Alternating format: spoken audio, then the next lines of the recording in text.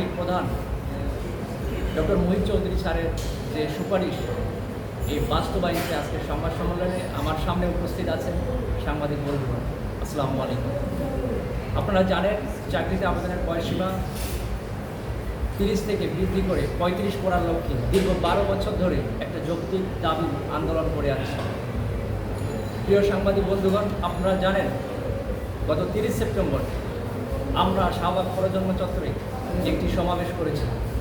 সেই সমাবেশ থেকে আমরা শান্তিপূর্ণ পদযাত্রা করেছি প্রধান উপদেষ্টার সাক্ষাতের জন্য।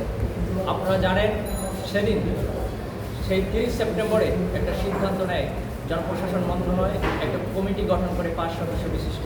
সেই কমিটির সাথে আমাদের প্রতিনিধি 2রা অক্টোবরে আমাদের একটা বৈঠক হয় এবং আমরা আমাদের পক্ষ থেকে সকল যুক্তি তথ্য উপাত্তগুলো তুলে ধরেছি। আমাদের সকল যুক্তি তথ্য উপাত্ত তারা বিচার বিশ্লেষণ করে সন্তুষ্ট হয়ে সুপারিশ কমিটি ছেলেদের জন্য 37, ছেলেদের জন্য 35, মেয়েদের ক্ষেত্রে 37 করার একটা সিদ্ধান্ত নেয় এবং সেই প্রতিবেদন 7 কর্মদিবসের আগেই জমা দেয়। কিন্তু দুঃখের বিষয় এরপরেই আমরা প্রধান উপদেষ্টার পক্ষ থেকে একটা ব্রিফিংয়ে আমরা জানতে পারি যে চাকরিতে আবেদনের বয়সসীমা 30 থেকে 2 বছর বৃদ্ধি করে এবং BCS 4 বার করে একটা বিজ্ঞপ্তি দিয়ে দেবে, যেটা সারা বাংলাদেশের ছাত্র সমাজ এবং 64 জেলার ছাত্র সমাজ এটা প্রত্যাখ্যান করেছে। আমরা নিন্দা ও প্রতিবাদ জানিয়েছি।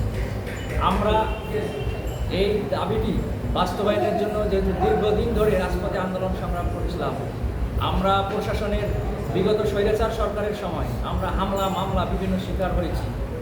আমরা এই সরকার ছাত্র জনতার সরকার, আমরা সেই আশায় ছিলাম, সারা বাংলাদেশের ছাত্র সমাজ সেই আশায় ছিল। কিন্তু দুঃখের বিষয় আমাদের কথা বিবেচনা না করে, ছাত্র সমাজের কথা বিবেচনা না করে, যে জেনারেশনটা ট্রাপে পড়েছিল তাদের কথা বিবেচনা না করে কি কারণে জানি না 2 বছর 30 থেকে 2 বছর বৃদ্ধি করে 32 করেছে, যেটা যারা বিরোধিতা করেছে তারা এই 32-এর সুফল পেয়েছে। কিন্তু যারা আমরা প্রকৃতপক্ষে 35 প্রত্যাশী দীর্ঘদিন আন্দোলন করেছে আমরা এর থেকে বঞ্চিত হয়েছি।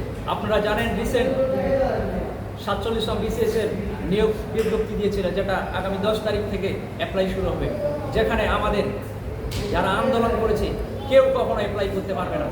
তাহলে আমাদের সাথে সুপারিশ কমিটির সাথে বৈঠক হলো, সিদ্ধান্ত হইল, কিন্তু আমাদের সাথে পরবর্তীতে না বসে তাদের সাথে বসে 32 করা হলো। আমরা এটা জানতে চাই। আপনারা জানেন দেশের সার্বিক পরিস্থিতি বিবেচনা করে, সরকারের কথা বিবেচনা করে আমরা দীর্ঘ 1 মাস 1.5 মাস আমরা কোনো প্রোগ্রাম রাখিনি, বড় কোনো প্রোগ্রাম রাখিনি। যেহেতু এই সরকার আমাদের রক্তের উপর দাঁড়িয়ে সরকার, আমরা সেই আশায় ছিলাম। যেহেতু ফ্যাসিস্ট সরকারের সময় আমরা দীর্ঘ আন্দোলন করেছি, কিন্তু আমরা চেয়েছিলাম যে এই সরকার আমাদের কখনো আন্দোলন সংগ্রাম করতে হবে না, আমাদের সিদ্ধান্ত হবে আমাদের আন্দোলন ছাড়াই। কিন্তু দুঃখের বিষয় সেটা আর হয়নি। আমরা বিভিন্ন সময়ে বিভিন্ন কর্মসূচি বিভিন্নভাবে সংবাদ সম্মেলনের মাধ্যমে প্রতিবাদ জানিয়েছি, কিন্তু দেশের যারা উপদেষ্টা আছেন, যারা নীতি নির্ধারক আছেন, তারা আমাদের কথা এবং ছাত্রদের কথা বিবেচনা না করে, যেহেতু আমাদের কথাকে আমাদের মেধাকে মূল্যায়ন না করে প্রাধান্য দেয়নি, সেহেতু আমরা বাধ্য হয়ে আগামী 11 তারিখে 11/12/2024 বুধবার রাজু ভাস্কর্য পাদদেশে সকাল 10টায় একটি সমাবেশের ডাক দিয়েছি, যেখানে সারা বাংলাদেশের শিক্ষার্থীরা উপস্থিত হবে। আমরা চাই আমরা যে সমাবেশটা ডাক দিয়েছি এই সমাবেশের আগে আশা করি আমাদের যারা নীতি নির্ধারক পর্যায়ে আছে তারা অবশ্যই আমাদের কথা বিবেচনা করে, দেশের কথা বিবেচনা করে, আন্দোলনটা যেন শেষ হয়ে যায় সেই কথা বিবেচনা করে আমাদের দাবিটি চাকরিতে আবেদনের বয়সসীমা ন্যূনতম 35 এবং শর্ত সাপেক্ষে অনুমোদিত করে দেয়। ধন্যবাদ।